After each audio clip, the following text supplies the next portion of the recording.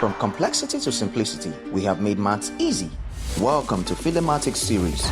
Subscribe now and let's make mathematics an exciting journey together. Question 47 of NECO 2025 is on bearing. It says, if the bearing of R from X is 58 degrees, what is the bearing of S from R? Bearing of R from S, 58 degrees. So that means from. You start with the from. This is the from. So this is where S is. And so want to sketch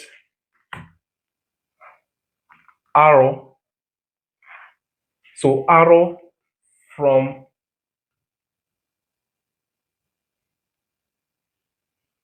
S is 58 degrees. What's the bearing of S from arrow? S from arrow is simply the whole of this. But this is alternate to this because these are two parallel lines with a transversal. So this is 58 degrees. And you know this is angle on a straight line is simply 180 degrees.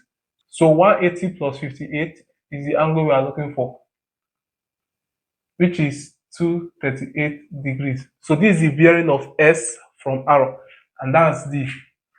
Thank you for watching.